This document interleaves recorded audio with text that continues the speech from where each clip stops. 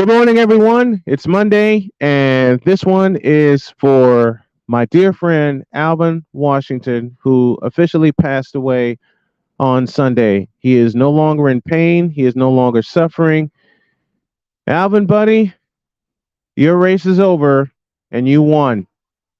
And I'm just happy you're no longer suffering from everything that you were going through. So every day, we're going to find a way to celebrate you, to celebrate your life, and continue the legacy you built as an announcer, as a person, and to me, as a friend. Now let's go.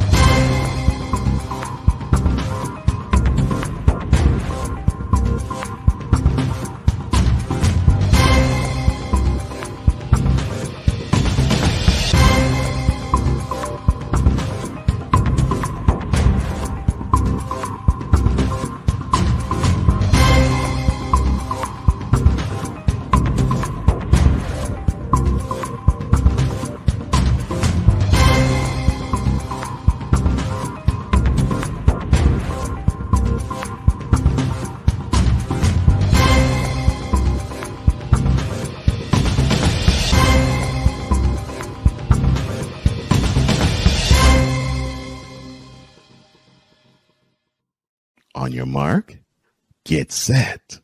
Let's go. I can't do it. We'll do it live. Do it live! I'll write it and we'll do it live! Mister, will you please wake up, wake up, wake up, wake up, wake up?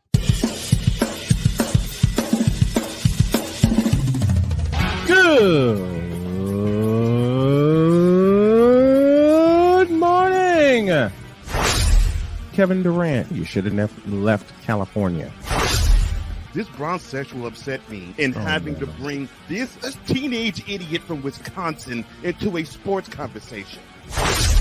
Are you really surprised that the Cowboys are giving up on Ezekiel Elliott? Whoa. Hell no! Well, no one cares about baseball. Bitch, are you for real?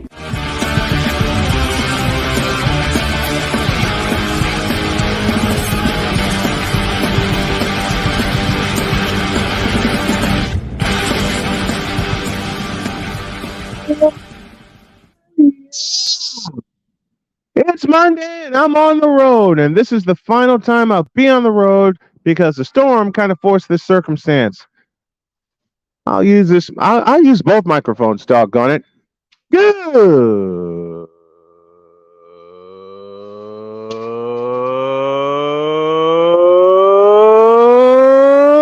morning. Welcome, one and all, to the On the Road Manic Monday edition of Snowman in the Morning. Glad to have y'all with us. And man, we got a lot to do and a short time to get there. This morning, we're powered by McDonald's of Edinburgh, Indiana, which is where we are coming to you from. It was a fighting weekend, man. I'll explain as we get everything together. And hey, come back here. All right, here we go with a whip around presented by Fanatics.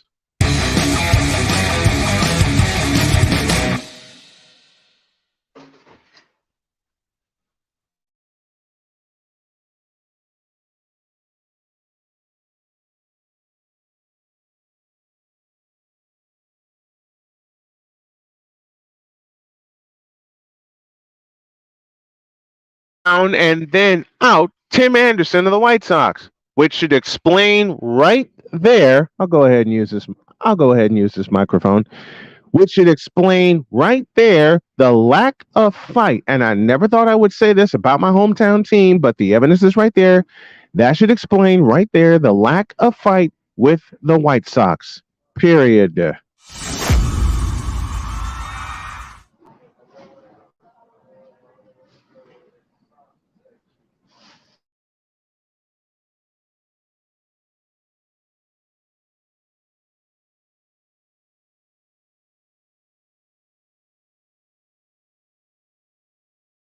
Who cares?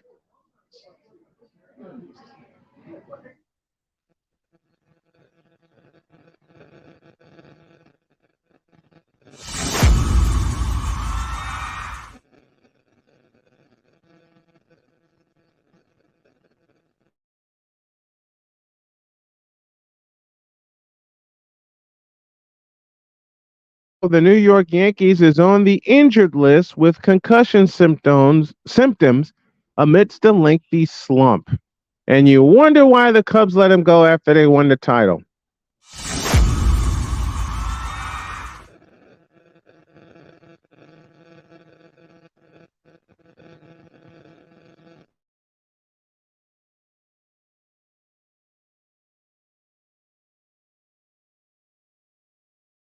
For one Simone Biles as she wins the 2023 U.S. Classic during her return to competitive gymnastics. Congratulations, Simone Biles.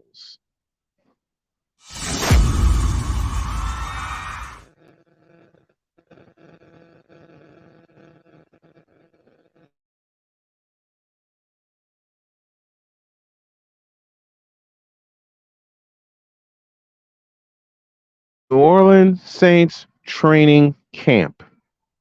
Why? Why is this nosy SOB at an NFL training camp? Well, head coach Dennis Allen said, quote, he loves football. He loves being around it. So look, he just comes out here. He watches practice a little bit. Yeah, go away. Go away, you pop-up ad. Go away. He just comes out, he watches practice a little bit, and if there's some things we can visit with him about that he can provide some insight for us, we'll utilize it. But I wouldn't read too much into it. He's out here observing, much like we've had some other guys out here, former Saints and defensive back and college coach Brett Maxey was out here today observing practice. So yeah, Gruden's a guy that's a lot of experience with Derek. So there's probably some things that we can glean from that. Close quote. Okay. And I look at this picture and I see Jon Gruden wearing Saints gear. By a show of hands, who think he's going to try for a job coaching again?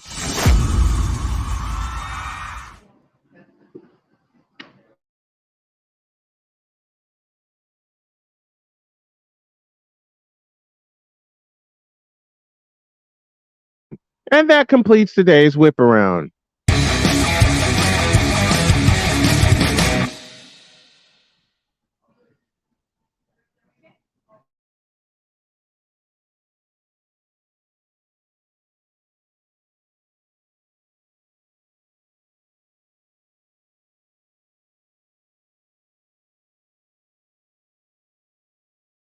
Frickin' Davis gets a 3-year, $186 million extension. Caramba. That's all I got to say. Caramba. Actually, that ain't all I got to say. I have a lot more to say on this. And I will say it all and more when y'all get back. This, my friends, is Snowman in the Morning with Cole Johnson on the road. And we'll have more in a deuce. This is Snowman in the Morning.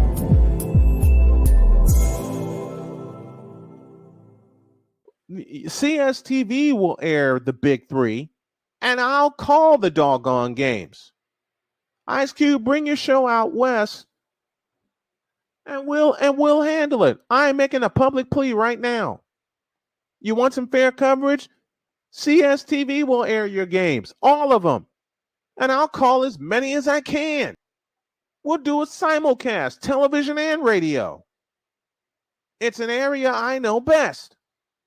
Television and radio. And yeah, I'm putting it all the way out there.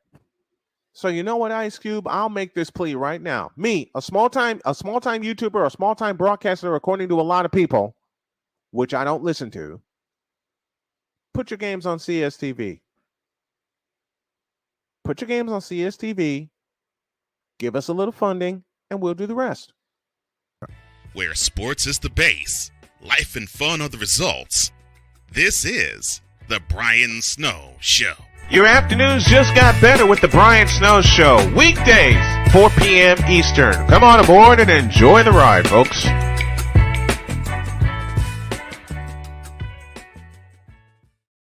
This planet has been great to me.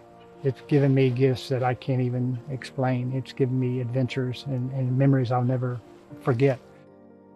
And Battleborn, I think, has given me the opportunity to go beyond and give something back. How can I be a better custodian to this planet and the place I live? That's where I am with Battleborn. Let's make the planet a better place.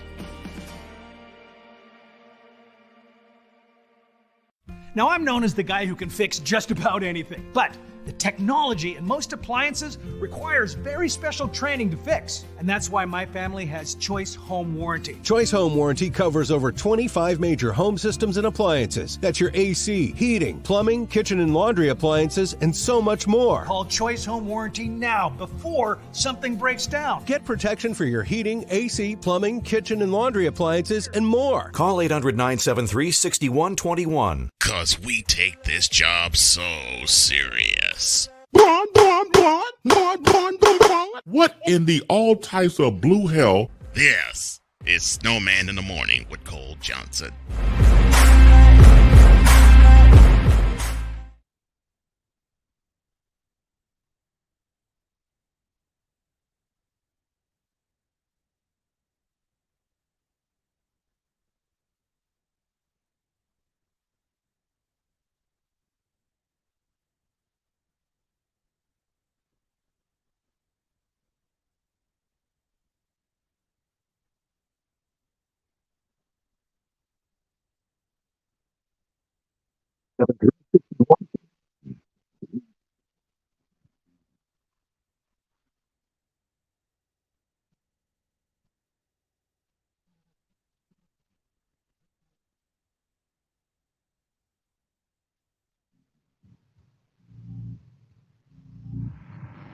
The delay is real. Welcome back.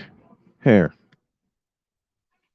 Use this one. Welcome back to this edition of Snowman in the Morning.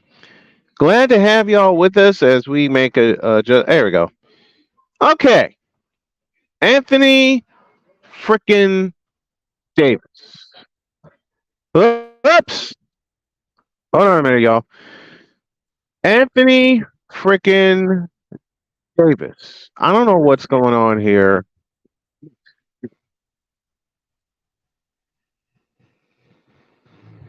Hold on a minute. Hold on a minute. Oh, you know what? I know what happened. I think I know what happened. Here, kill all of that. Kill all of that. And, you know, I hate technical difficulties. Okay. You know why? Here. Just a minute. Bang. That should do it. Okay. Now, as I said, doggone it. Stand by with me, everybody.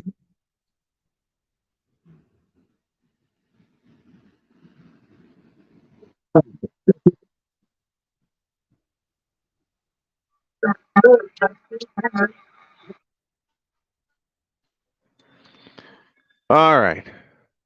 All right. Think we got everything taken care of here. Okay. So after that delay, man, nothing's working today. Here we go.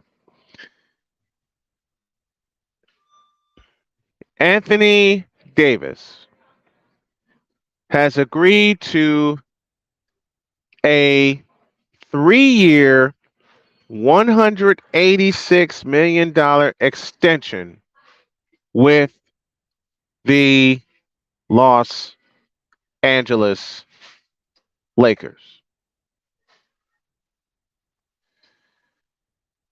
Let me say that again for those of us in the cheap seats at the old forum.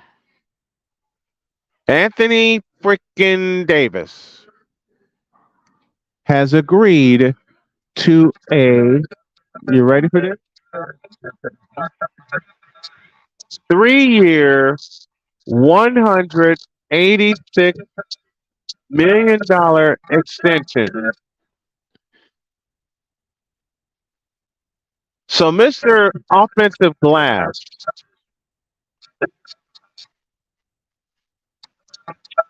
I don't know what's going on here.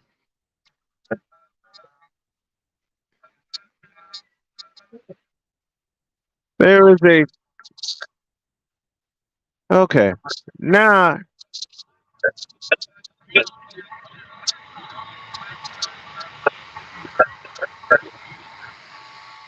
I don't know what's going on here. Because I just moved everything. Damn it. Stand by, folks. Stand by. I don't know why this pack is being repeated. I've got problems on top of problems, and I'm live on location, and I hate when this happens. And I had to do it because there was no power in my home studio, and I didn't know how long it would take for it to be recovered. Ay, ay, ay. I'm sorry, everybody. I spent 2 hours checking everything, and now everything's going upside down. Everything's going upside down. And I apologize for that. I don't know why it's acting this way. I don't know. I don't know.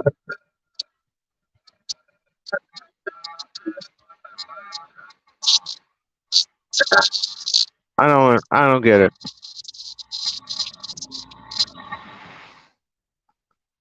Okay. I think I got everything set here.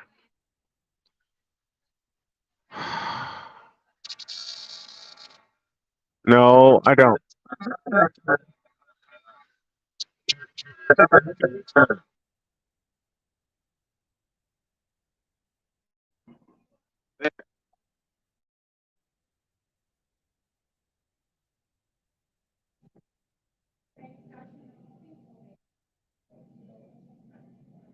Doggone it. I hate when this happens.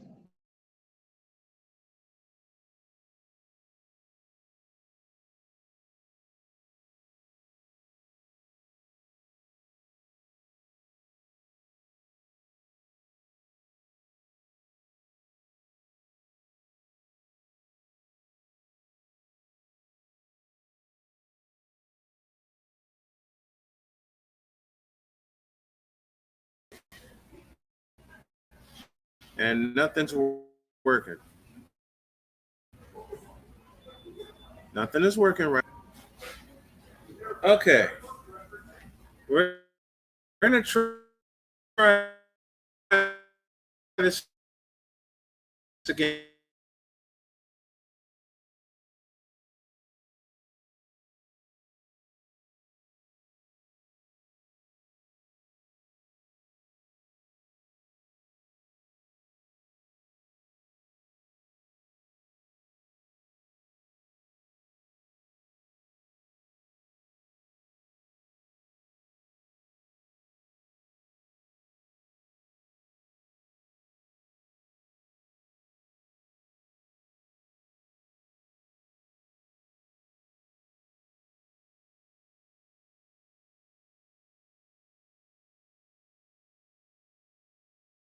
Working.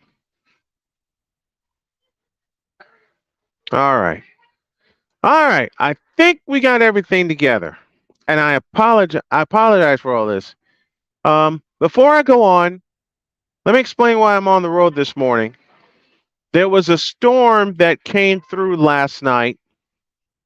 And good morning to Wise and good morning to Sick Diggy. I think I finally got everything together.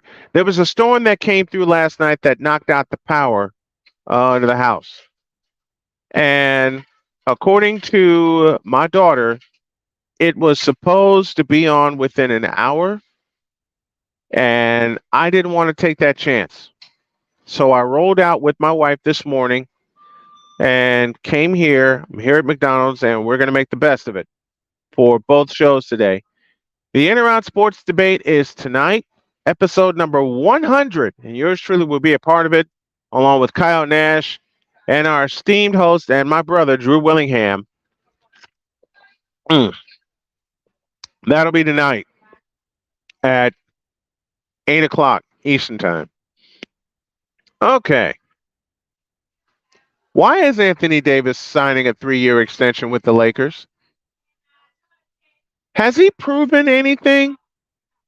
Has he proven to be worth any kind of value to the Lakers?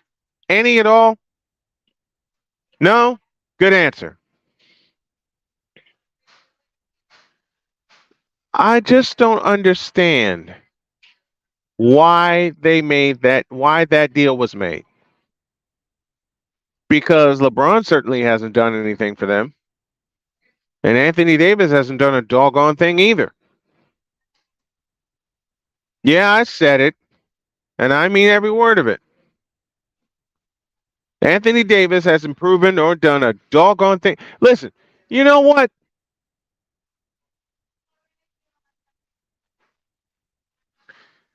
You know what? He had a chance, Anthony Davis, to go home. And home is Chicago. And he didn't do it. He decided to stay under LeBron's spell. What the hell are you thinking, Anthony Davis? What the hell are you thinking? You wasted your prime career in New Orleans, and now you're wasting the rest of your career being a number 2 to LeBron when you can easily walk up to LeBron and say, look, I'm the number 1 guy on this team, and everything has to go through me. And he won't do it.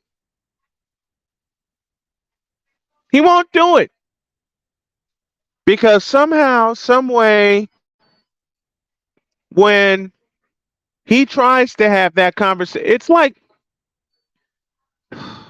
a son having a conversation with dad about the car. Because he wants to take a girl out on a nice date, and he wants to make an impression. And dad won't let him do it. Does he have concerns? Yeah. Does he voice the concerns? Yeah. Does the son listen? No. I've been there. And Sick has a very good question. How easy is it for him to walk away? And the other question is, where would he go? Well, I'll say it again. He had a chance to go home. He had a chance to go home, and he didn't do it. He had a chance to make an impact with the Chicago Bulls, or more to the point, he had a chance to make an impact, dare I say, with Golden State. Because they had the cap space for him. Nope. And he didn't move.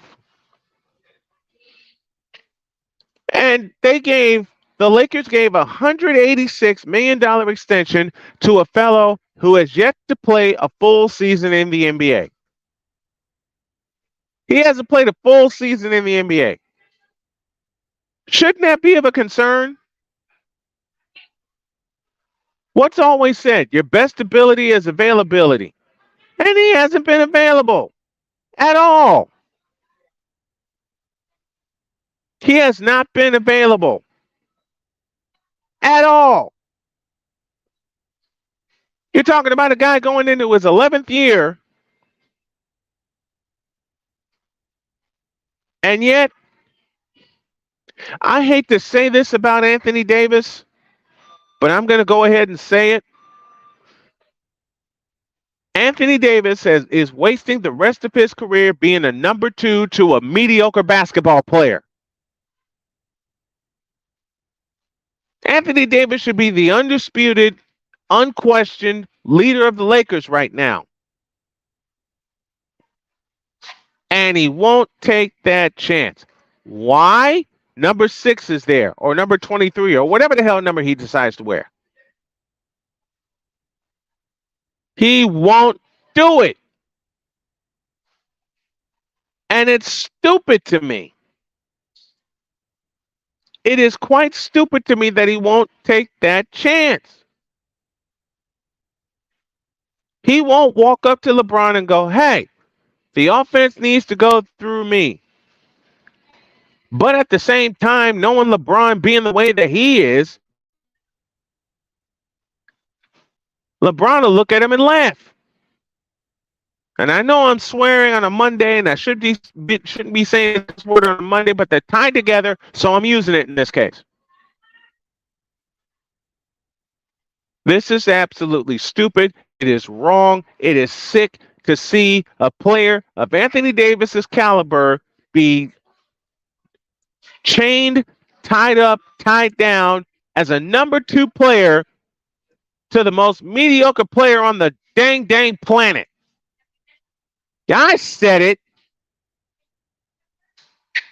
LeBron James is the most mediocre player in the NBA right now, and he's chasing ghosts for a 21st year. He's got nothing to offer, nothing to do.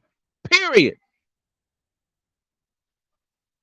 And the stupidest thing is, Jeannie Buss count-tied to him by backing up the doggone Brinks truck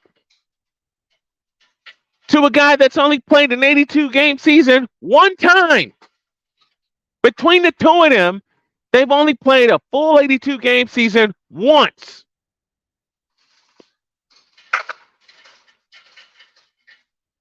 I got a question for Jeannie Buss. Are you sure you want to do this? Are you absolutely sure that you want to back up the Brinks truck and put your trust and the fate of your franchise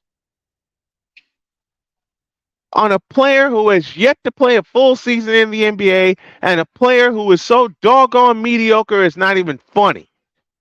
It's not funny.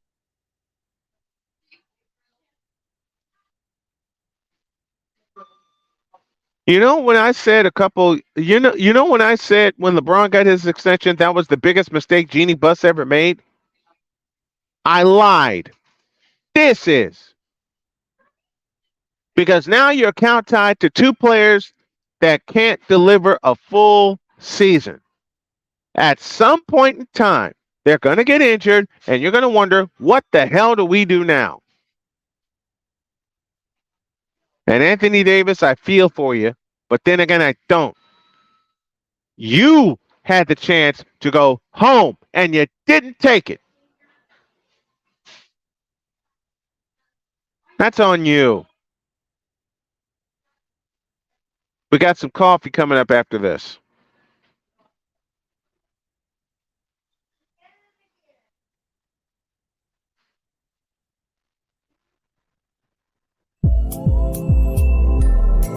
This is Snowman in the Morning.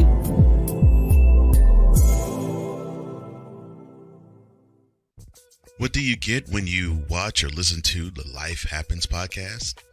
Well, I'll let them tell you. Kim and I are both ministers of the gospel, and the Life Happens podcast is a beautiful balance by simply taking our spirituality with real life and merging it together to create a beautiful balance. And that's what we do.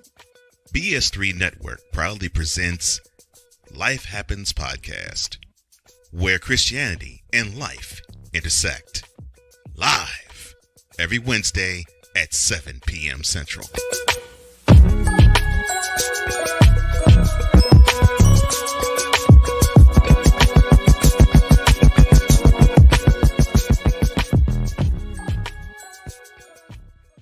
Here's Here's an important message from the Diabetes Solution Center. Do you like pricking your fingers to test your blood sugar levels? No one does, but it's important to maintain your health. And now, by wearing a small remote device called a continuous glucose monitor, or CGM, you don't need to prick your fingers anymore. It's easy to use and helps you make more accurate diabetes treatment decisions. If you are testing your blood sugar 3 or more times daily, injecting insulin, or using an insulin pump, call the Diabetes Solution Center right now. And if you have Medicare or most major insurance coverage, you may be able to get a new CGM at little to no out-of-pocket cost. Shipping is free, and we'll even bill your insurance company for you. If you are testing your blood sugar 3 or more times daily, injecting insulin, or using an insulin pump, call the Diabetes Solution Center right now to learn how to end the painful finger sticks and get your own continuous glucose monitor, or CGM, at little to no out-of-pocket cost.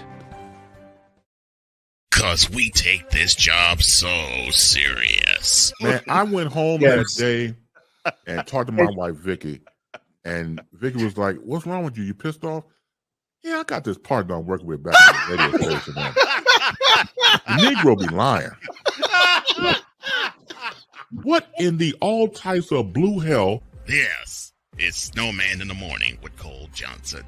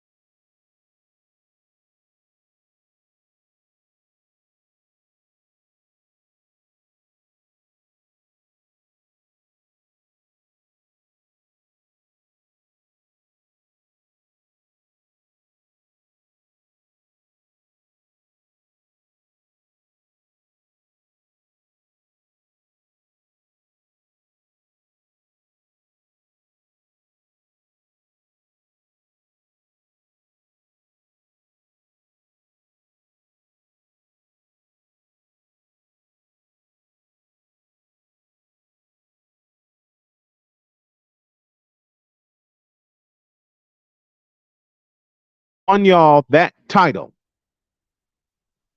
Okay? Now that we got that situated, now that we got that settled, let me settle something else. The most mediocre NBA basketball player on the planet right now is LeBron James, period. Mediocre. I don't want to see and hear anybody mention this guy as the greatest of all time because he's not even close. You understand? He's not even close. All right, Ryan is here. I can get off this subject now. And the only thing I hate about being on the road is I have some equipment.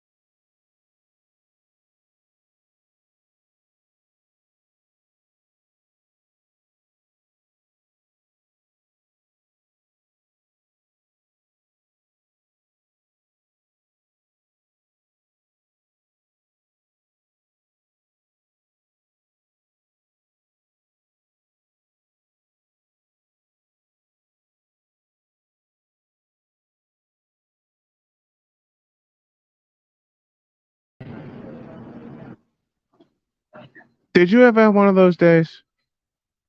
Did you ever have one of those days? I certainly have. Oh boy. Who All right, y'all. Let's drink some coffee. On the Invader Coffee guest line is Ryan McCoffey, one of my dearest friends. What's up, brother? Hey, you remember a song from Monica? It's just one of them days. Oh, brother, yes. Just one of them days a girl You know goes what? through, A storm came through here. Like I explained, a storm came through this area last night about 2 a.m, knocked out power to the house. And I'm thinking, okay, if I try and wait for Duke Energy to show up, I'm going to lose even more time. So I didn't take any chances. So I'll deal with the errors that go on here. I'll deal with them. Let me put this plea out there right now. Anybody that can spare a laptop with some power to it, please let me know. What's the brew this morning, my friend? I picked up some Cameron's coffee Jamaican blend. Nice. Yeah. Very nice. Solid blend. Good. Good. Can you send me another present? Because I'm out. I'll look into it. Thank you. I'll look now, into it. You said and told me you had some roasting to do. Oh yeah, and it's not just coffee beans we're roasting today, Snowman. Well, I won't even try to play the element because every time I played something, it kept repeating in my headset. So I'm just going to tell you to go. All right, I'm going to go. So Brian Cashman, first off, First off, you're on the hot seat, and I'll tell you why. So usually, Brian Cashman has a pretty good history of making some solid trades. Yeah. Clemens, Wells for Clemens, Leday for Justice. That was back in the 90s, 2000s. This is now 2023, and you're in your almost 30th year with the team. And can you believe that? Yeah, I know. I think it's his year 27, 28. Yeah, that sounds right. But anyway, that was 1996 when he was hired. This is 2023. Now, you know where you needed help at the trade deadline. You need help at starting pitching. You need help at left field. You need help at needed pitching period. Needed pitching period because that pitching staff for the Yankees is getting blown to smithereens. Well, with the exception of Garrett Cole, yes. Yeah. I mean, the only pitcher they did pick up was from your White Sox, Kenyon Middleton, who has kind of opened a can of worms yesterday, alleging that the ball club has no rules in that bullpen. There's no rules in that clubhouse. There's no rules there is. No, there isn't. With practice. Yeah. Hey, I can verify that. I'll use the headset.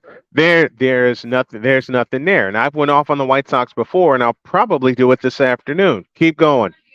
All right. So he failed to get that help. Usually they make a splash at the trade deadline, try to get a guy who will help the team with offense, with pitching. Yep. None of that.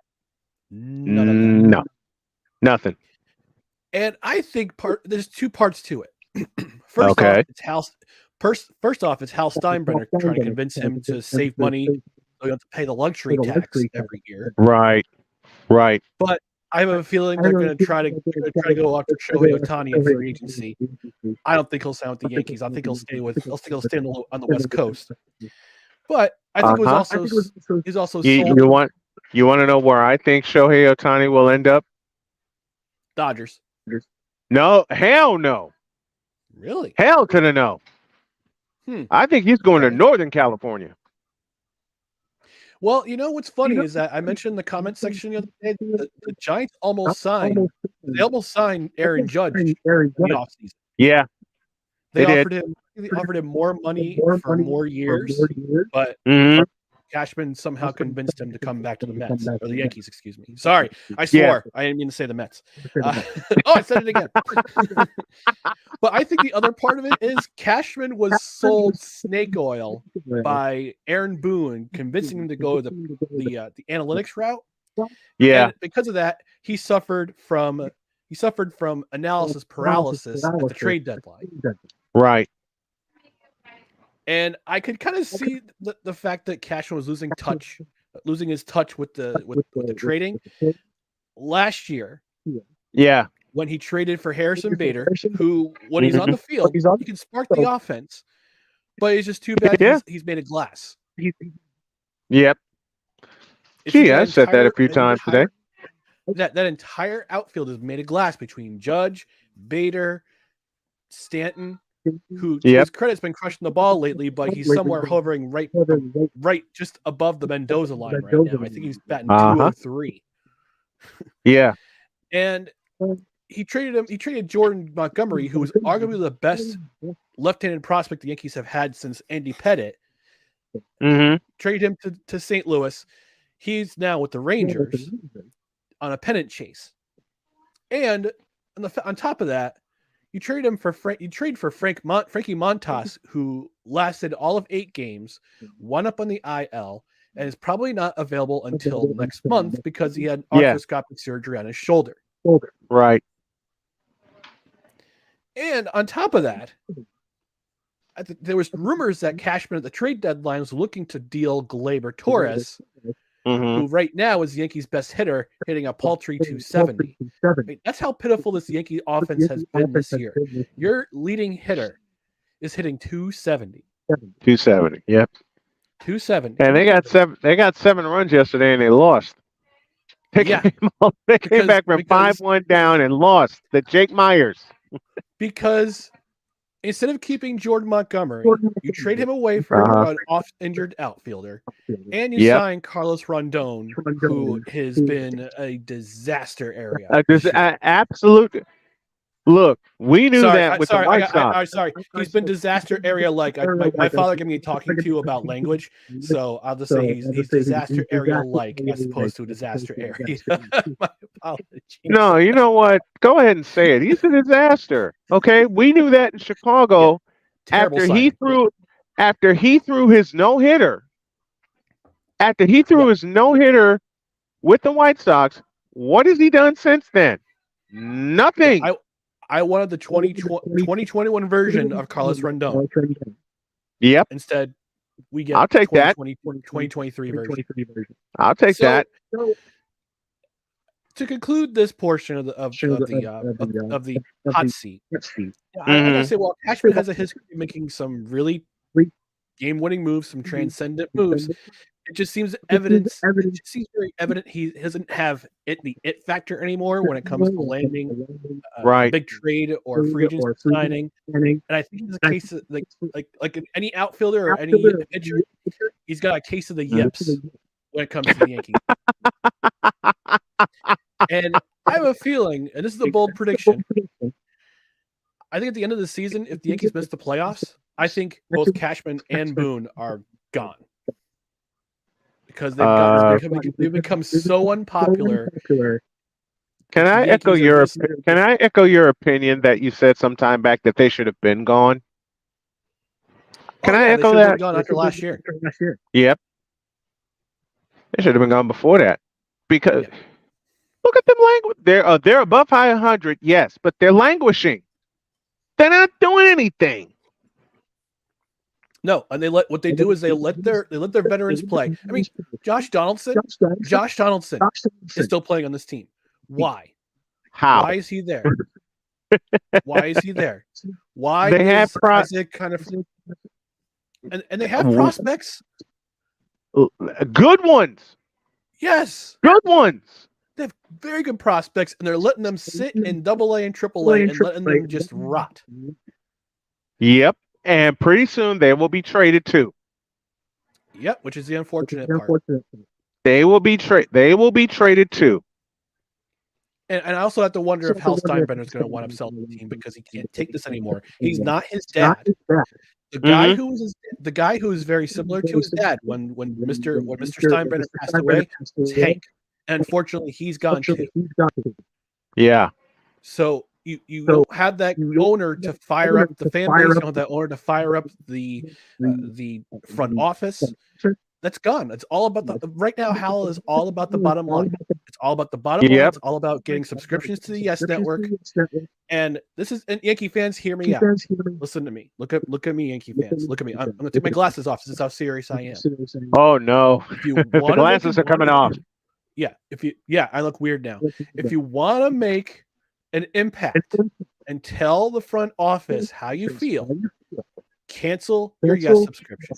I mean, the ticket prices are not ticket prices, but going to the games, getting the catch sessions, the souvenirs, that stuff doesn't really affect their bottom line as much. It's the TV deals that affects their bottom line. And the sooner you cut the cable, you get rid of your Yes Network, you get rid of your Yes Network subscription. Those Steinbrenners will hear you. Mr. Steinbrenner will hear you. And so what do they do in place? So your suggestion for what they do in place of the Yes Network? Go to, I guess you would say, get an MLB subscription and get a VPN, watch your games or listen. I have a subscription for the radio side only. It's only $4 a month, and I usually I like listening to the games more than I like watching the games. You sound like me, a radio rat. Yeah, Radio Ryan here. But I want to be. I want to do more. I may ante up and get the subscription for the rest of the year so I can do more play-by-play and get my chops in shape. But yeah, Cashman and Boone need to go. Should have been gone. So Brian Cashman, you're off the hot seat. And next, we have a bonus hot seat. We have some bonus roasting. Bonus. Yes, we have some bonus roasting. Here it comes. The United States women's national soccer team. Have a seat. Let me try it. I'm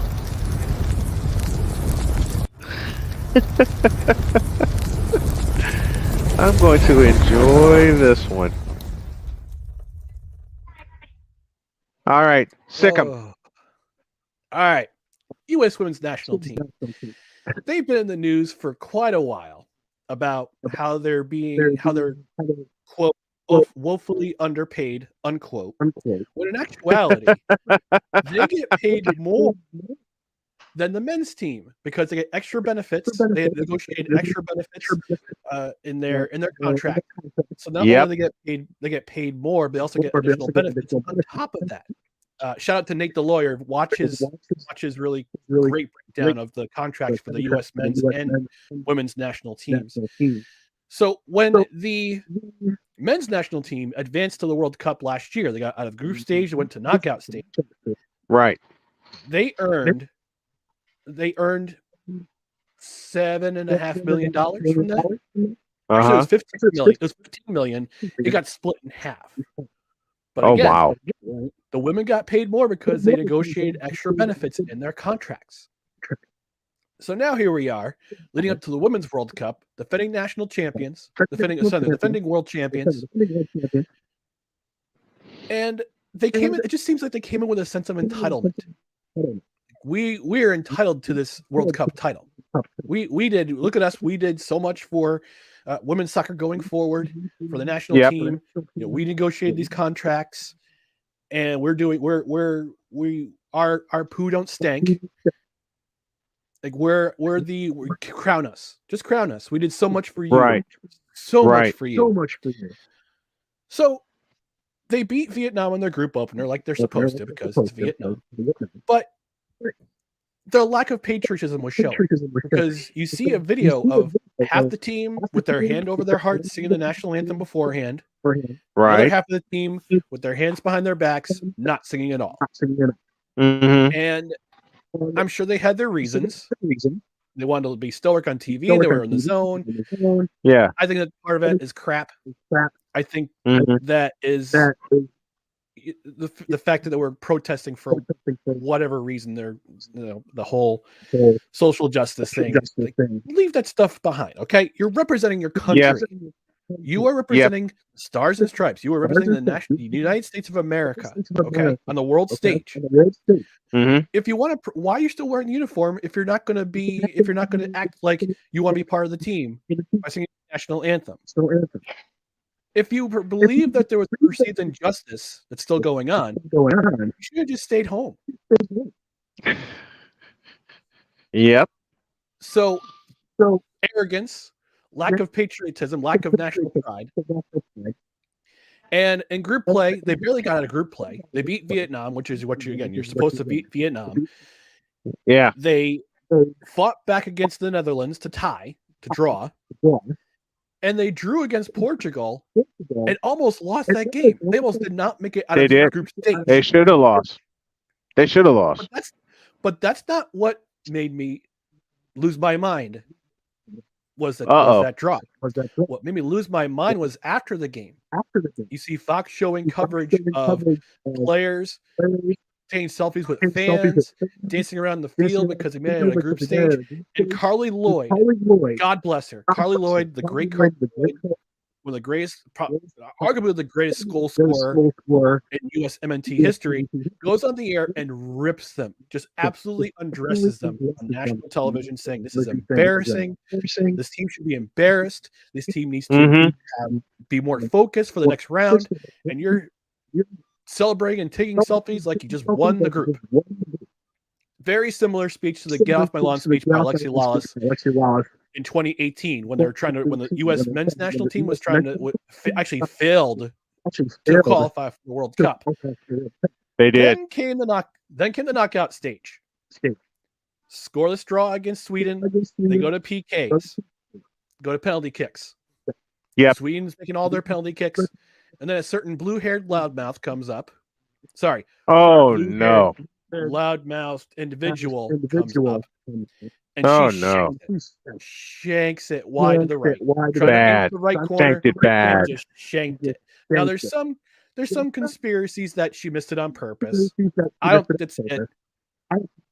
I don't buy it. But I believe that she's been the one who has been the catalyst of these protests during the national anthem, where half the team's not singing the national anthem, half the team don't have. And you can't miss her, unlike the penalty kick that you missed.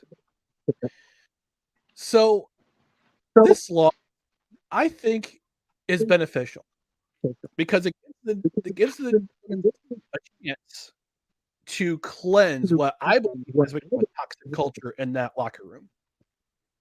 I believe it. A lot of it has to do with this blue-haired individual who shall remain nameless, but you can who shall absolutely remain nameless. I'm sure not going to mention who she is. I think we've been invaded. Oh boy. Hey! Good morning, Fanatics Feedback. Okay, those who are listening and viewing. And good morning to you, Snowman, and good morning to you, Mr. McCarthy. Yeah, guess who? Good morning, Mr. Johnson. Guess who? The Element Kang is here. The Element Kang. Oh Lord, the mad scientist now. The Element Kang. Oh Lord. He stopped us again. Another comedic uppercut. Another comedic uppercut brought to you by Sucker Punch Beverages.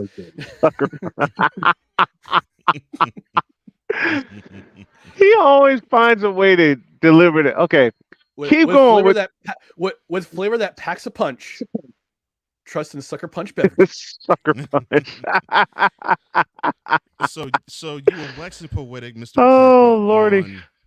On the person who shall be named. But now continue your undressing of this team, sir. Yes, who needs to be called to the carpet? Yes, sir. Go ahead. Yeah. Like I said, I was getting to it before the big old L played. Okay. This loss, I think this gives the women's team a chance to kind of sage the room. With the with what I have believed has become a toxic culture in that locker room, which led to this particular loss. And it's time to get right. It's time to get right, women's team. Yep. Time to get right. You wanted all this glory. You got all the glory contracts, and you felt a sense of entitlement. There was no nationalism. There was no pride. The jersey you're wearing, the colors you're representing. Mm-hmm. But now it's time to get right. It's time to cleanse. It's time to reboot. It's time to cleanse the room, and it's time to get back to what you do best. That's winning World Cups and doing it with pride, with a sense of national pride, with a sense of blowing teams out while you're doing it. Yeah, do it while absolutely kicking the snot out of teams. No pun intended. But yeah, it's time to reset. It's time to reboot. It's time to bring back the pride of wearing those stripes and stars and stripes. And you got to do it right. You got to do it right by the fans. You got to do it right by the half of the country, because when you don't have any sorts of pride by wearing the stars and stripes, you offend half the country. I don't know if you realize that.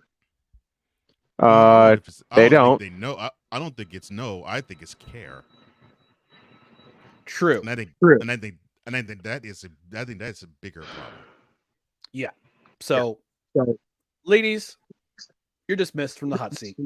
Thank you for coming. Now get off my lawn. Get off your lawn. I love it.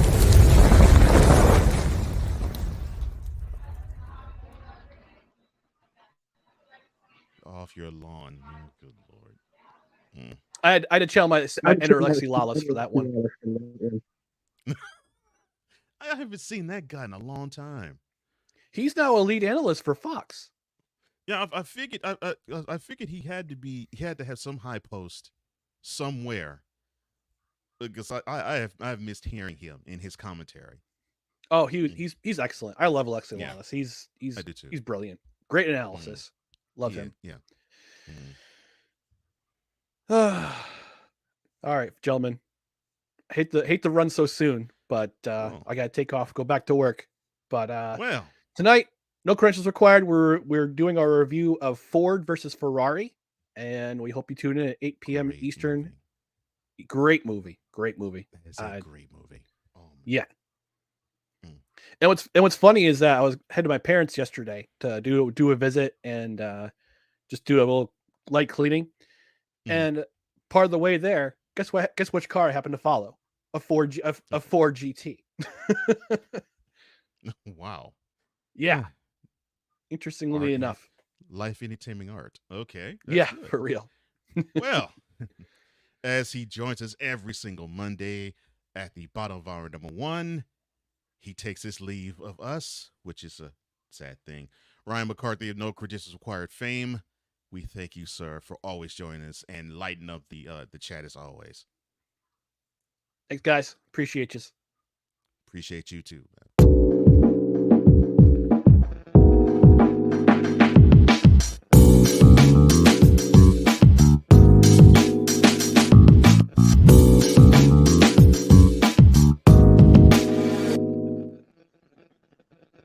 Shot is for This coffee with McCarthy is sponsored by Steph Curry Cognac.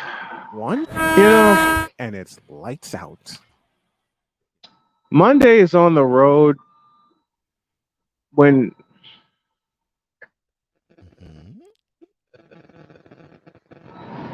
Mondays on the road can't happen anymore because I don't have the right toys. I understand.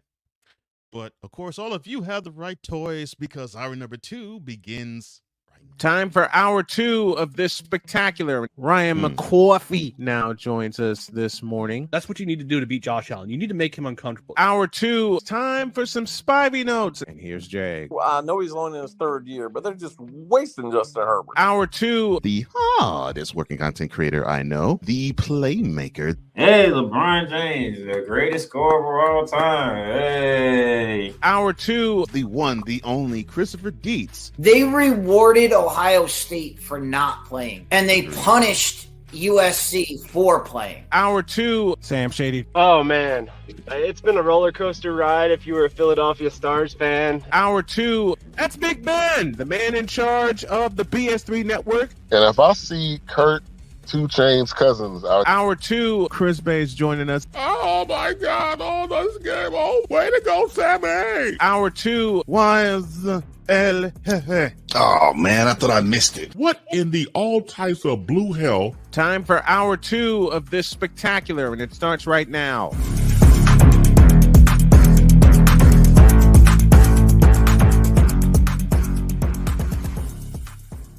It's always a joy to come back on this Matic Monday edition of Snowman in the Morning with Cole Johnson. The voice you hear is Cole Johnson. The man that is sitting to my right, and that you'll be hearing momentarily, is Brian Snow, a.k.a. the Snowman. I am here.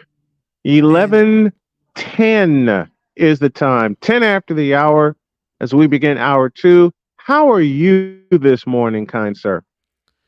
Well, I'm doing fine. I had to pull a all weekend shift at the job, so I'm doing good. Ouch. I'm doing good though.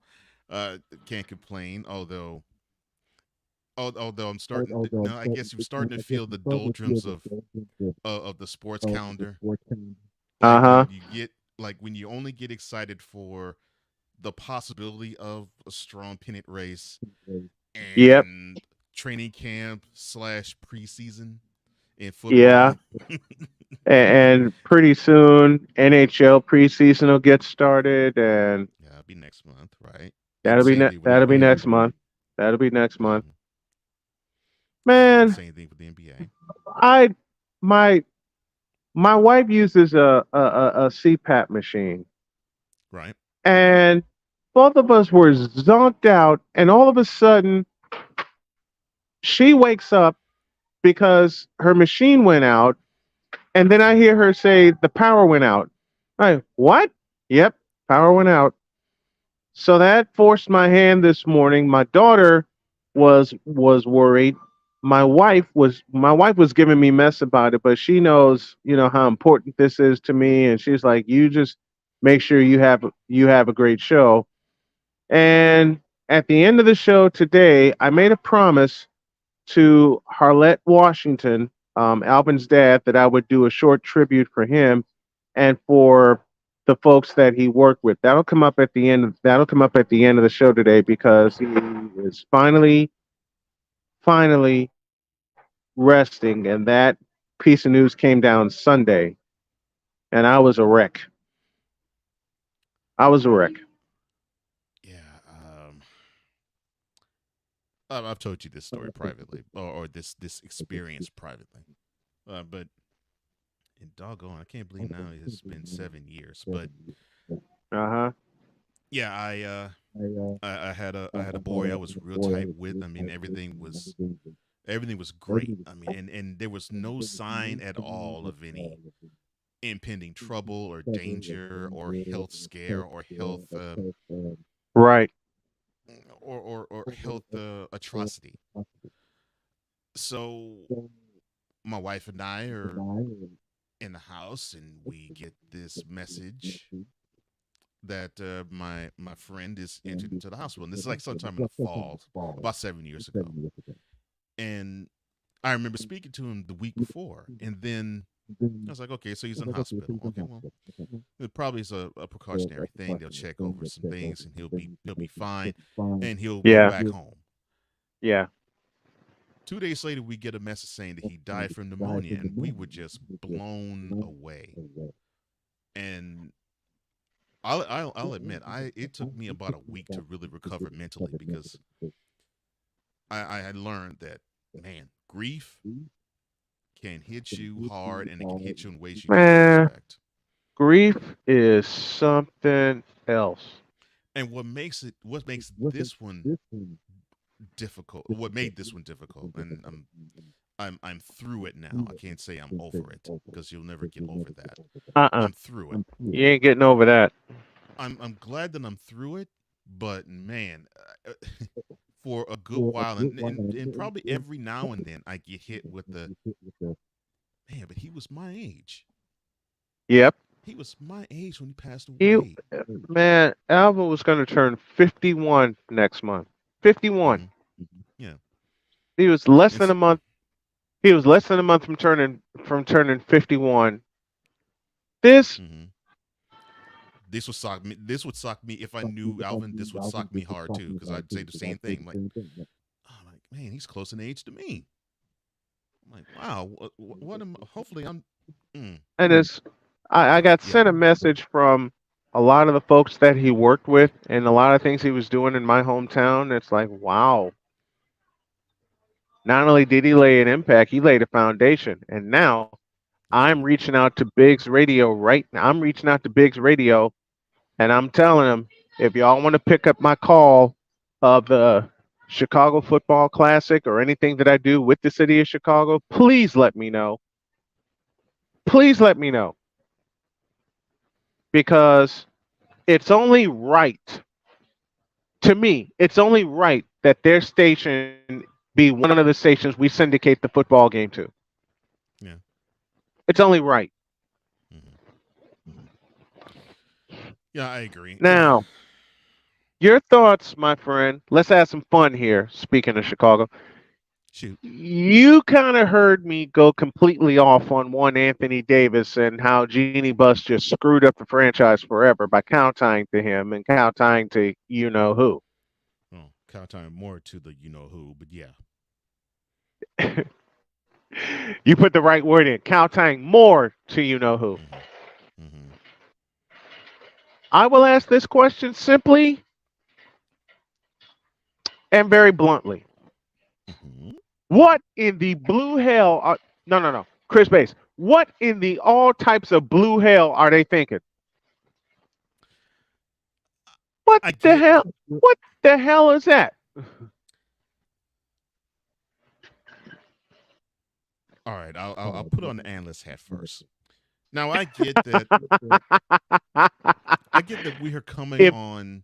whenever Cole puts on the analyst hat, you know there's a split right down the middle in that hat. Trust me, I'm there. So I get that we are on the precipice of the next collective bargaining agreement when it Yep. began. Yeah. When it begins, I should say. So I get that. I understand that. I Yep. understand that, and that the television partners are going to be benefiting with a windfall of money. Look at the playmakers Look at the playmakers comment.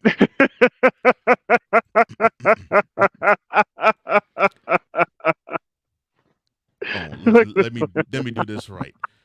Quote: AD got an extension. Yay! Close quote. So you can't beat that. So like I said, the networks are going to get a windfall of money. Although I know Disney and ESPN, they still have to hash out a lot of stuff because they're losing money right and left every which way. They're man, Disney's hemorrhaging money. I can't even say that 4-letter network anymore because they're so tied up to who. They're so tied to Disney. Yeah. But to me, the biggest winner is TNT and the players, because now they can negotiate for these shorter term contracts for a whole lot more money per year. Yep. As we had this last week with Jaylen Brown, and so keeping up with the Joneses category, the Lakers say we've signed Brown, we're going to sign Davis to an extension. And it's one of the stupidest extensions I've ever seen, because you're counting to a player, and I said this earlier this morning, you're counting to a player who has yet to play a full season. NBA season in his career. Not even in the shortened seasons, 20 and 21, did he play a full season. Mm-hmm. And I think what messed them up, and people think I'm crazy when I have this theory. I say the same thing about Kyrie in 2016. I'm saying about Anthony Davis. When they did not give Anthony Davis that MVP trophy in the finals, which was his. It should have been his. LeBron didn't win him that championship. Anthony Davis did. Shut the hell up, Bron-sexuals. Anthony Davis won y'all that championship. Were it not for Anthony Davis hitting a 30-footer in Nikola Jokic's face to close out to win a game in the Western Conference Finals, we'd be having a very different conversation. Period. Anthony Davis won y'all that title. He won that game for him, which I want to say was game 3. I think it was 2 or 3. I think it was game 2. It was game 2. Because Anthony Davis not hit that shot, we're having a very different conversation, because Denver was kicking their ass. Let me say it aloud again. Laker fanatics. The Denver Nuggets were kicking your ass. And then Anthony Davis hits a miraculous shot that helps lead them to the finals, win the finals, and yet they hand the trophy to the wrong player. Again. How many times have we seen that before? You're right. Quote. And he gets to play with the greatest scorer of all time. Hey. I'll hold on. I'll hold the rest of my thoughts for Wednesday. Well, yeah, the thoughts that border him, I'm not going to mention now, but yeah, I'll save the rest for Wednesday. Yeah, but taking the analyst hat off and putting just a straight up man hat on. The Lakers want to be relevant so bad it is sickening to watch, and quite sickening. And they believe this is what's going to make them relevant, because I'm sure they were hearing they're hearing things outside of Lakerdom. They were sipping, they were paying attention to people who were sipping all sorts of tea, and they were wanting to tamp down rumors of tea laced with liquor. Mm-hmm. And they wanted to tamp down the rumors, and they wanted to tamp down the rumors of, well, Anthony Davis might be going somewhere because, hey, LeBron's getting old and the team really is okay, but he wants his own team. So Anthony Davis should have been gone like Marcus. Anthony Davis should have been gone like Marcus Allen against the Redskins. So it's like, okay, we'll squash that. Yeah, so we'll squash that, and we will sign him to that 3-year extension. And they've done it twice now. They've done it twice. They've extended him twice. They've extended LeBron twice, and they've extended Anthony Davis twice. They're wasting money. Meanwhile, when you get to the end of this pot on the end of the rainbow, the pot is going to be filled with so much crap that the Lakers are going to be swimming in it like they did back in 2014 when they had all of those wonderful picks. That with the onset of LeBron, they got rid of all of them.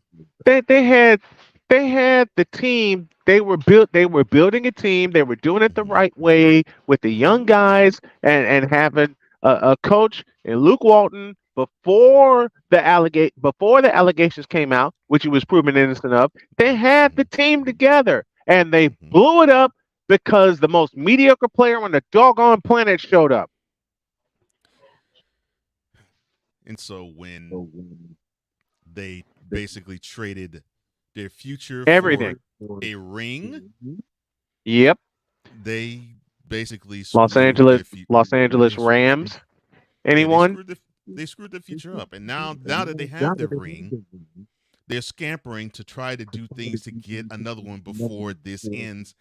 And I'm sorry, when you place your hopes on a soon-to-be 39-year-old to carry that wagon, and I'm not going to just name, when you place your hopes on him, and it could be anybody, but you place your hopes on him, he'll be 39 in 4.5 months, and the guy that you would like to be the one to tote the wagon can in spurts, but hasn't all year in any of his NBA career. What are you expecting in terms of success? You just can't just go by and say, "Oh wow, one player can do all these great things, and he's defying logic and he's defying Father Time." Well, yeah, you can do that for all you want. You got a player that's soon to be 39, and you got another player that you cow Tycoon that's soon to be 31.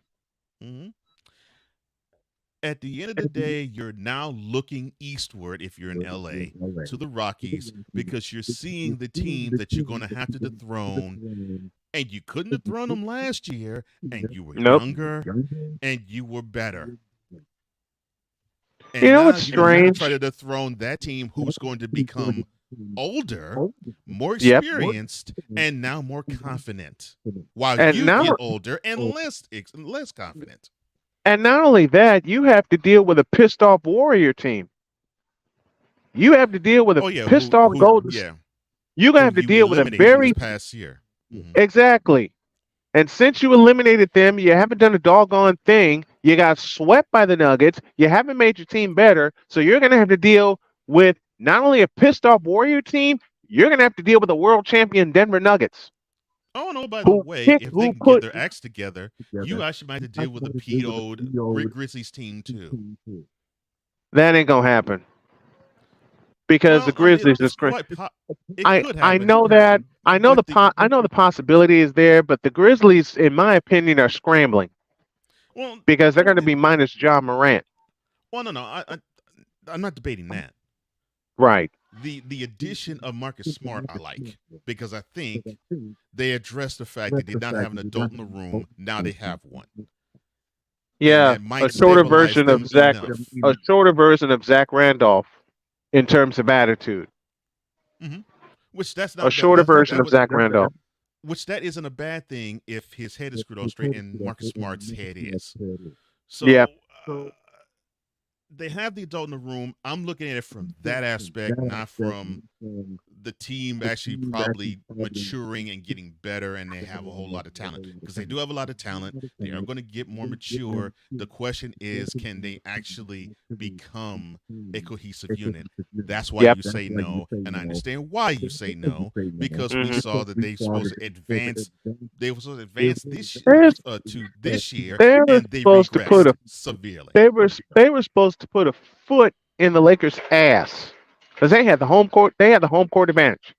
Memphis had the home court advantage, being the number 2 seed in the West. They were supposed to put foots to asses, and they what happened blew it. was they got their foot put. They got their ass kicked. They got their ass kicked. And I'll say it again. The Lakers have to deal with Memphis if they ever get their head screwed on straight. They have to deal with a pissed off Warrior team in which their 2 best players are 33 and 35 and can shoot lights out still at ages 33 and 35. Steph will turn 36 in March. Clay will turn 34 in February, and yet they still have better shooting percentages than your entire blank team. Find the freaking lie. And they're not the best team they have to deal with. No, the best team is in the Rocky Mountains, and they pick you clean. And by the way, we mentioned those 3 teams. A fourth where they'll have to probably deal with 2, and they better pray they don't. And that's the Kings. So a lot of teams. An up and coming Kings team. An up and coming Kings team. Ooh, and you got to deal with them? Good luck. That's what I'm saying. So you got a team that feels like they're next in the Kings. You got a team that probably should feel like it's now in the Grizzlies. Yep. You have a team in the Warriors that they want to basically reach back to their glory that they did achieve only 1 year prior. And of course their champion spirit is always within them, so it doesn't matter how long they run. That champion spirit is within them, and then you got to deal with the champion that their time is now. And correct me if I'm wrong. Is there? In fact, I'll ask a wonderful person this question. Is there any human being that the Lakers have on their roster that can stop Nikola Jokic? Hell no. To the no, no, no. Hell to the no. Hell to the no. To the no, no, no. They had trouble stopping or at least slowing down Jamal Murray as well as Nikola Jokic. They couldn't do a thing with Nikola Jokic. And I loved every single moment of that struggle with the best center in the league. Best center in the league. You can't tell me, listen, I don't want to hear anything about Joel Embiid. I don't want to hear anything about anybody else. Listen, the best center in the league, and there is no lie to this. It's Nikola Jokic.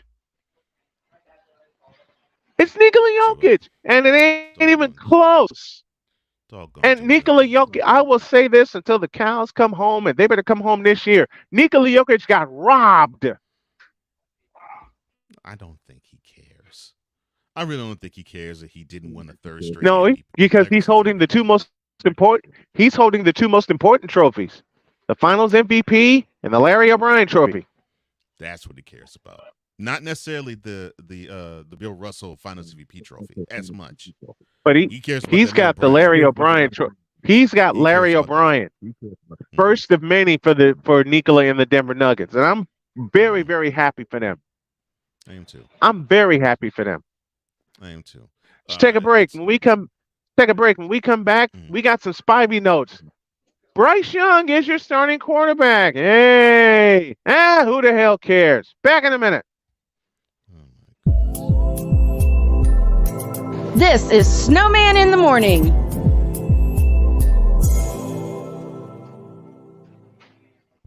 What do you get when you watch or listen to the Life Happens podcast? Well, I'll let them tell you. Kim and I are both ministers of the gospel, and what Life Happens podcast is a beautiful balance by simply taking our spirituality with real life and merging it together to create a beautiful balance. And that's what we do. BS3 Network proudly presents Life Happens podcast, where Christianity and life intersect. Live every Wednesday at 7 p.m. Central.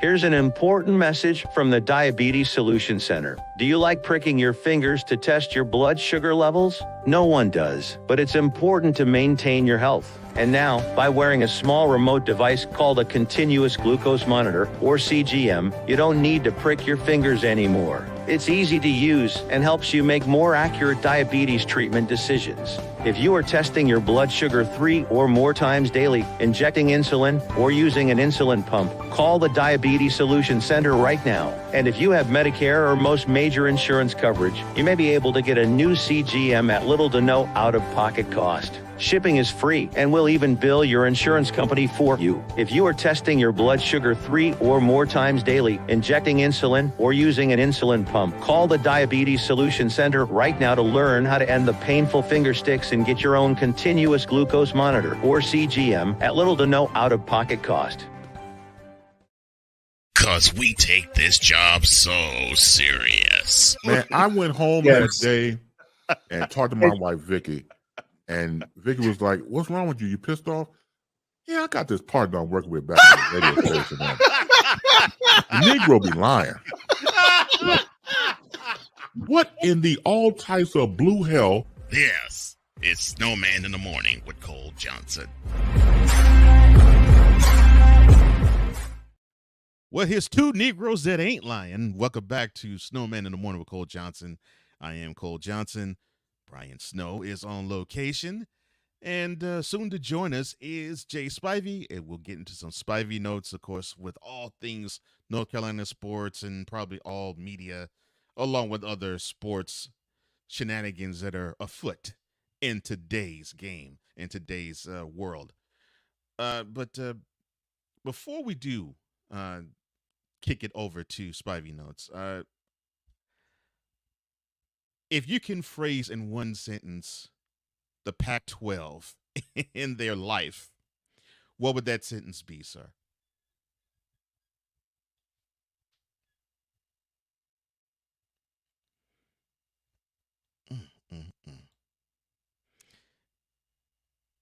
Wow. I would love to say that we captured that. Unfortunately, that sentence is quiet because it looks like the Pac-12 is dead. And it's unfortunate because the Big 12 and the Big 10 are basically picking the bones of the Pac-12 as if they are vultures and they are looking at a dead carcass.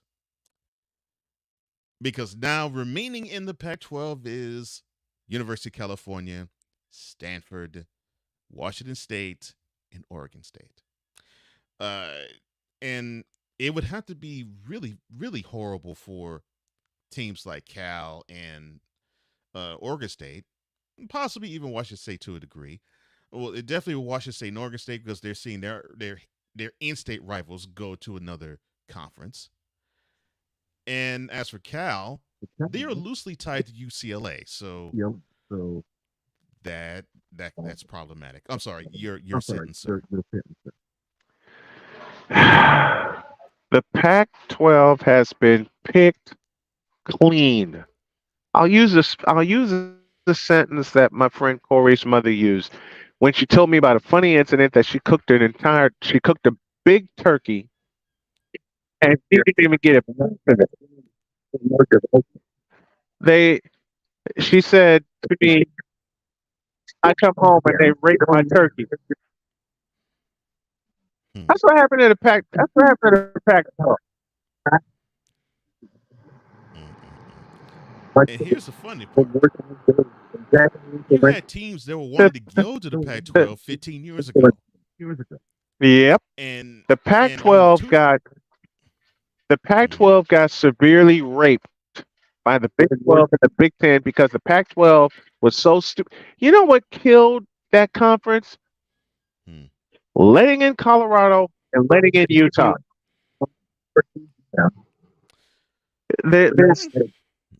There's something that a friend of mine said that the Big East was a basketball conference. The Big East was a basketball conference, and football killed it. Yeah, football killed the Big East, and expansion has killed the Pac-12. And here's the funny thing. And it also didn't help that the Pac-12 network didn't do a doggone thing to save their media deal. They didn't do a doggone thing. I think that is what's messed up. We were led under the, I guess, erroneous assumption that things were actually fine and copacetic with the Pac-12, and that they were hanging with the likes of the SEC and the Big Ten, and they were actually who told this lie? And they were better off than the Big 12 and the ACC. Who the hell told this lie? And they were better off than the Big 12 and the ACC, but it looks like it was the total opposite. The exact opposite, because the Pac-12 is nothing but a bunch of bones right now. And by 2024, the Pac-12 will be completely dead. The Pac-12 will be completely dead, which means no Pac-12 after midnight with that 4-letter network. It means no more no more late night games through the Pac-12 network, which had just become a part of a sports cable package on top of another package on top of another package. So instead of paying only one subscription fee, you're paying 3 of them. They messed their own deal up. They messed it up. And you know it had to be really bad. You know it had to be really bad when the 2 flagship schools in the conference said, they said, we're getting the hell out of here. And did not hesitate to do so. Yep. Listen, USC and UCLA made the smartest move and got the hell out of Dodge the moment they saw a crack in the foundation of the Pac-12. They saw a crack in the foundation, the tiniest of cracks 2 years ago. 2 years ago, they saw the tiniest of cracks in the foundation, and they said, F this, we're out of here. Adios. They said adios. Yeah, we're gonna make I'm not dealing with this. I'm not dealing with this. Now, Playmaker says, save this for tomorrow. There's some things about this I am saving for when we bring you on tomorrow, because I want to address that with you on air. But and we are, but just with the thought process of, wow, this was supposedly one of the power conferences. They would mention the Power 5, and this would be one of the 5. And this is one of the Power 5. Yep. And Playmaker, we definitely will pick this clean with you tomorrow. We definitely will do that. The Pac-12 is dead. Dead. And I hate it because, I'll say it again, expansion ruined the Pac-12. Because the only one of the 2 teams that they let in to make it the Pac-12 that actually did something was Utah. Yep. The only one of the teams that did something when they expanded was Utah. And UCLA was on their way out the door in 2011 when they got their ass kicked by Oregon in the first Pac-12 championship game. Yeah.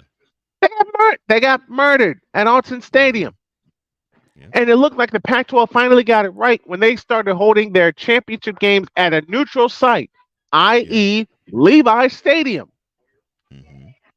And then that agreement ran out. They didn't bother to renew it, so they shipped it to Las Vegas. What the hell does Las Vegas have to do with the Pac-12? Well, they were figuring this was another neutral site party, but yes, there isn't a school. There's a Nevada school that belongs to the Pac-12. Agreed. My question is, why didn't they keep the Pac-12 championship at Levi Stadium? Stanford's there, UCLA's there, USC is there. It's in close proximity. I mean, you would think that schools would be excited. The first Pac-12 championship they held there was 2015. No, check that, 14. When Levi's opened.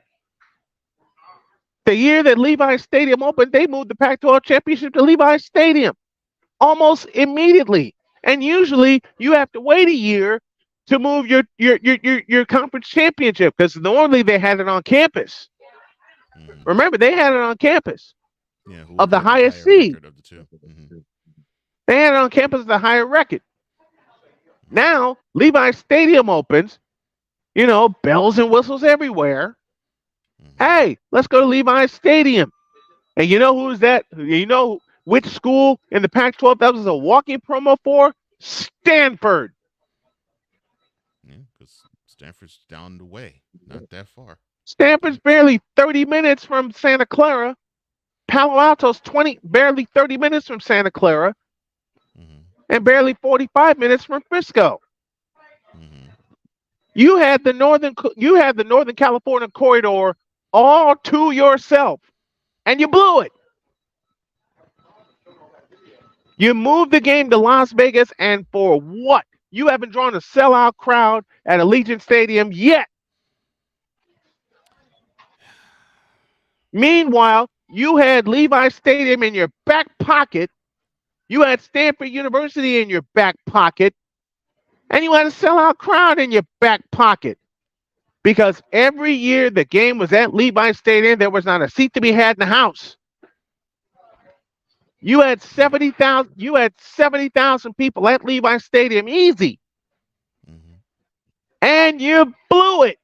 You blew your cash cow when you moved the game to Las Vegas. Who the hell in California? Listen, let's be real here. UCLA, USC, Stanford, and University of California. All right? You had Stanford and Cal in your back pocket at Levi Stadium because they're both in Northern California. Cal's in Berkeley, Stanford's in Palo Alto. You had a cash cow Pac-12 in your back pocket. You want to make up the media deal rights money? You hold the game at Levi Stadium and see if that don't draw 70,000 every year, which it did until you moved the doggone thing. They blew it. They absolutely blew it. Yeah, it's a shame. It's a shame. Yeah. Well, we will definitely table this until tomorrow when we have Playmaker join us and we'll talk more about the Pac-12. But for now, let's take some notes.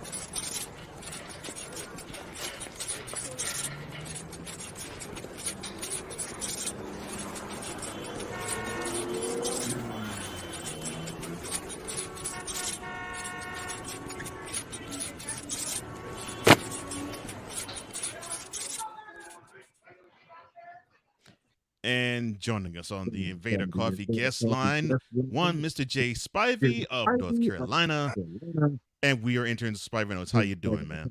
Gentlemen, great to talk to you. How you doing? Doing fine. Doing fine. So can I jump in on what y'all were just talking about real quick? Please, sir, go ahead. With all due respect, Snowman, the Pac-12's least worries are the championship game. Their biggest problem was that they had a totally inept commissioner who ruined their TV deal and is apparently made it even worse by this current deal they're trying to sign by making it all streaming. And no wonder 8 of the 12 members have bolted. Mm-hmm. Yeah, they're not seeing the return on investment, which is, and now these other teams horrible. are whining they're not part of it. Right. Yeah, and I could see that. I totally could see that, and I think that's why when I saw UCLA and USC bolt, I was like, oh man, it was the beginning of the end. Yeah, it was beginning then, and I'm thinking to myself, okay, who is not bringing in the money? Because you would not have those two big programs, basically the two flagship programs of that conference, to easily go elsewhere. Oh yeah. And then they got the other two last week by getting Washington and Oregon. And people don't think Oregon is being like a national name, but because of the swoosh, they are most definitely a national name. Oh yeah, definitely. I mean, they could chunk a stone and hit Nike. Yeah, they are. Although, I mean, let's face it, there's a swoosh on like every building in that school because of Phil Knight. Yeah. Phil Knight, and Phil Knight runs Oregon. Phil Knight, and Phil Knight, basically, Phil Knight is to Oregon as T. Boone Pickens is to Oklahoma State. Absolutely, 100%. I mean, Phil Knight just pours money into Oregon. So they are a national name, and they're a national power. Yes, they have not won a national championship as a football program, but you do hear their names every single year, and you've heard the names every single year, really since the mid-2000s. So, I believe when Oregon moved and they got Washington to be their I guess rival partner to move with them. If they were going to try to stabilize anything of what was going to remain of the Pac-12, that was gone by then. Right. Well, you look at even as, and again, this is all about football. You can talk about every sport all you want. This is all about football. Oh yeah. Look how much it's already paid off. It is. It is. For Deion Sanders to be the head coach at Colorado.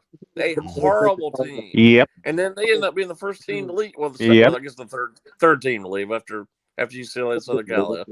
Right. But he sort of started this dominant. He did.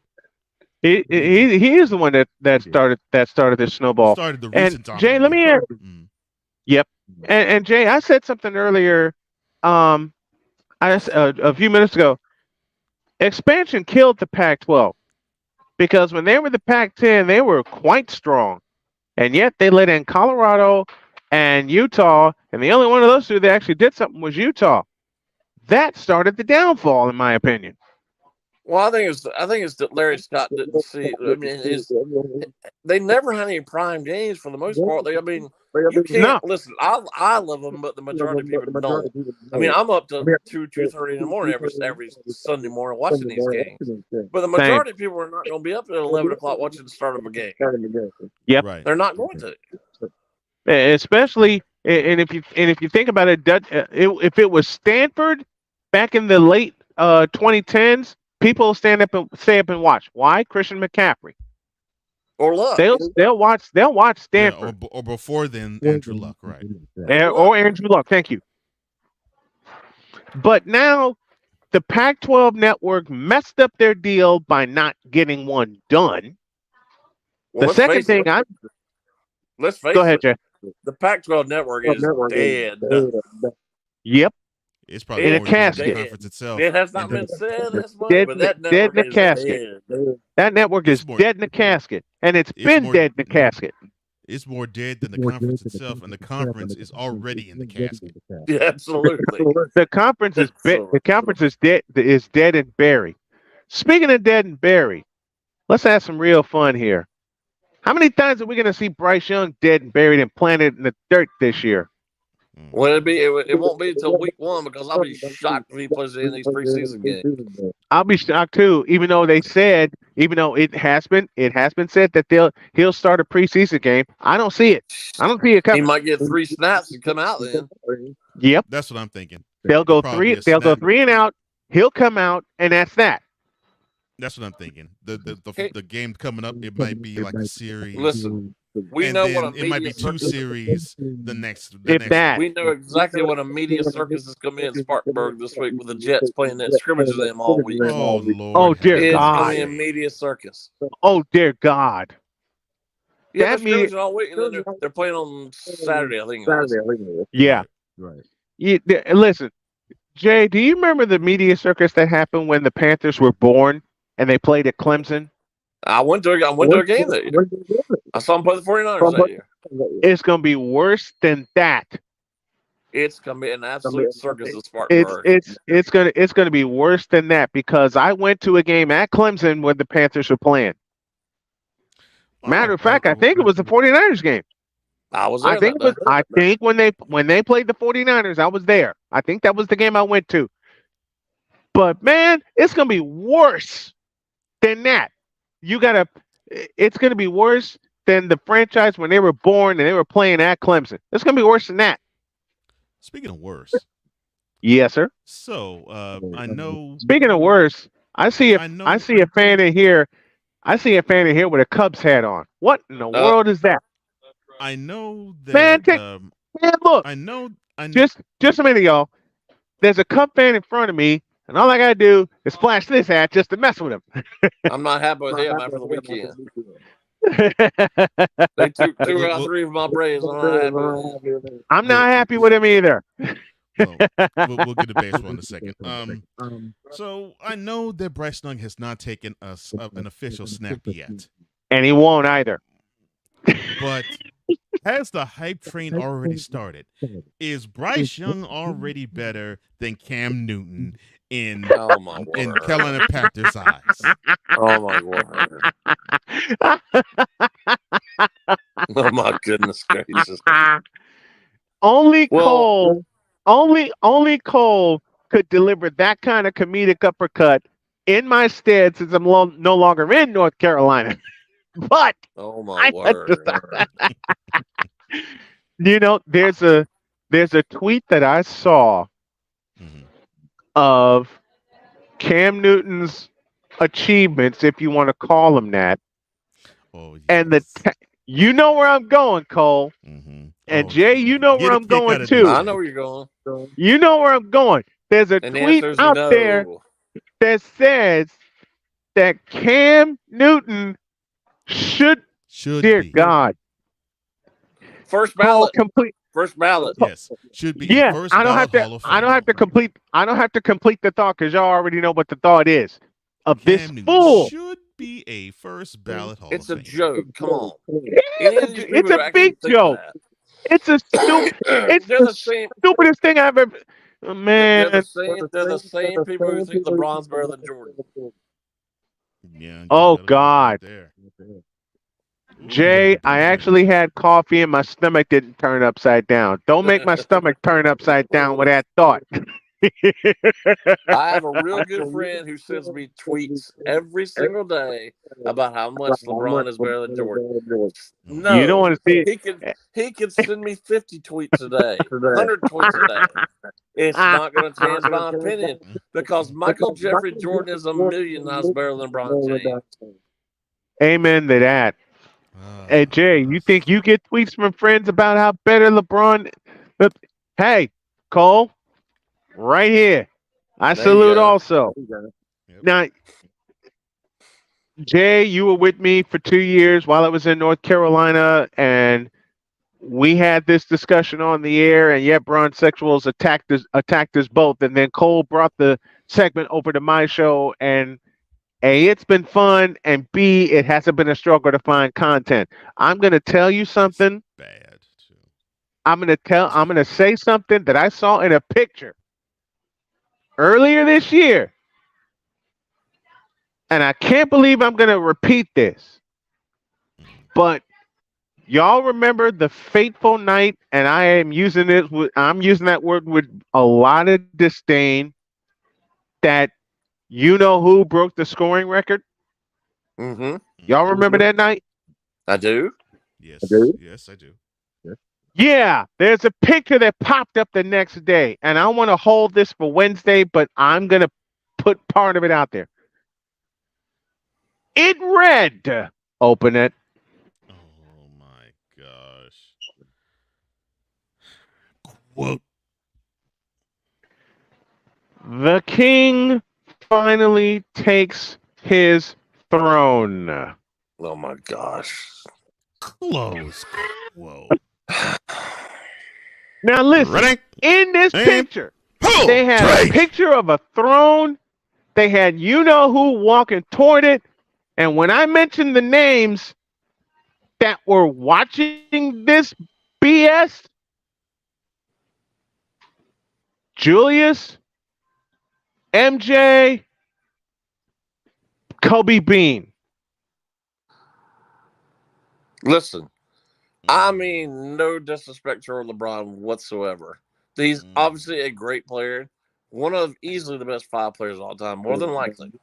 I don't mean any disrespect to him whatsoever, but he did get at least 3 years jump on a lot of these guys. He did. Yeah, he did. He did. He got 3 years on Michael. He got 4 on Kareem. Yeah, got 4 on Kareem, and I believe he got 4 on Kobe Bryant. He got 4 on Kobe. They're both high school. No, not 4. He got about 3. High school. Well, yeah, he played. He played in high school, and and right went straight to the pros. But I don't think he was a full-fledged starter until year 3. So that makes a massive difference. Yeah, big difference. Big difference. Okay.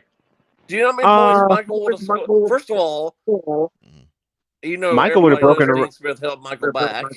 Yep. If he would have come out of high school, do you know how many points he would have scored those 3 years that he would have been in the NBA? He'd have been the only player to do 3,000 points in a season more than once. Easy.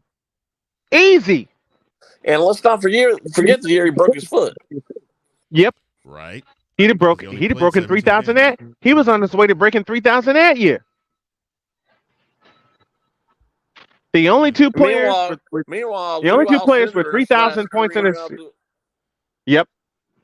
He's laughing. When I in school for 4 years. Yep. I saw part of the presentation, if you want to call it that, of Kareem presenting LeBron the basketball, and I nearly threw up. Well, Kareem's too nice a guy. He's not going to say anything. Right, exactly. No, but he in the coming weeks he will. I bet you that. I bet you that. All right, we got a minute. We got a minute left. What is your record prediction for someone's, and you know the someone I'm talking about, beloved Carolina Panthers? You know what I'm talking about, Jay. Well, and we all know, we've talked about this before, that division is so horrible. It's trash. I'm going to guess probably either 5-12 or 6-11 is about as well as they can do. You get no argument from me? That's being really optimistic. Well, you know someone that's totally optimistic. I'm not going to mention who he is. But I will mention this before we get out of here. Jay sent me a picture last night of the person who is unmentionable talking on his podcast with, God help me, Jonathan Stewart. Oh, that's nice. And Jay asked me a poignant question, and I'm going to add a couple of words. How the hell did he get Jonathan Stewart on there? I got people reaching out to me. Yeah. I got people reaching out to me saying, are you still doing your show? I'd love to be on it. And I'm trying to get them scheduled. I can't. Well, I do plan to have Stan Cotton on. I do plan to have Ty Collins on. They're both connected with Wake Forest, of course. And by the way, now that you just mentioned Wake Forest, Wake just got some devastating news on the football front. One of, if not their best players, out 3 to 5 months with a knee injury.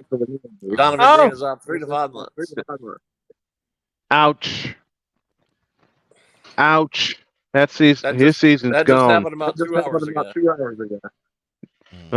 Oh man, his season's gone. and I hate saying that. Our prayers to him. Jay Spivey joins us every Monday with the Carolina Spivey Notes. Thank you, partner. We love you. Thanks for coming on, man. Thank you, man. Enjoyed it, guys. Thank you very much. Have a good week. You too. You too, man.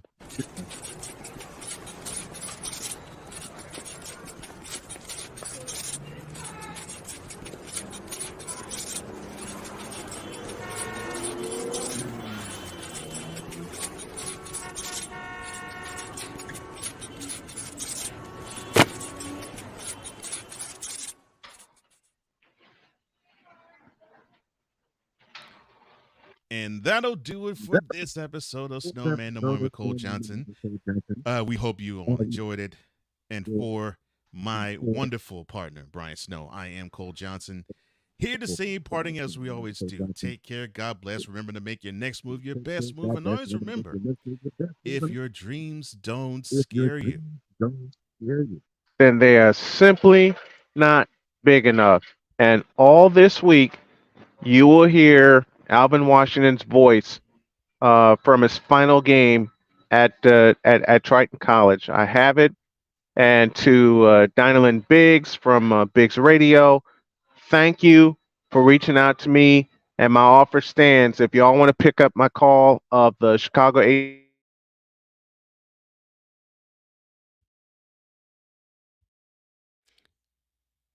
Yes, that'll be for that game in the Chicago Football Classic between Central State and Mississippi Valley State on September 2nd.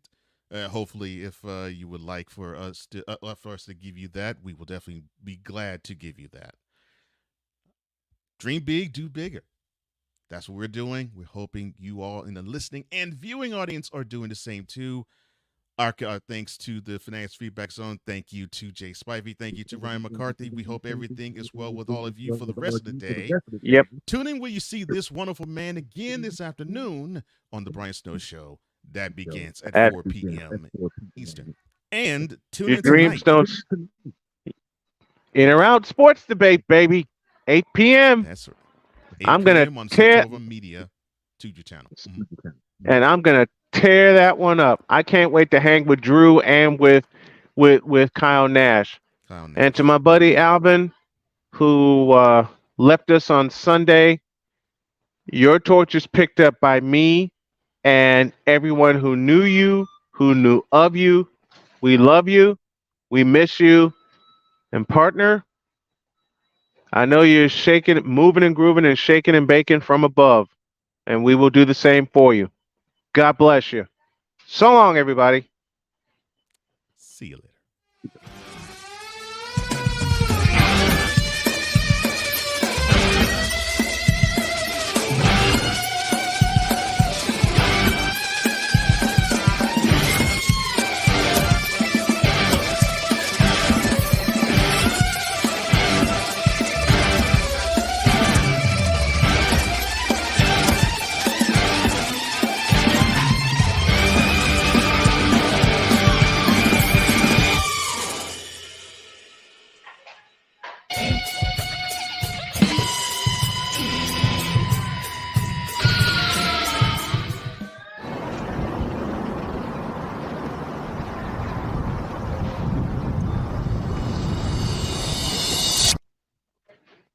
Mr. Glass getting banked. She.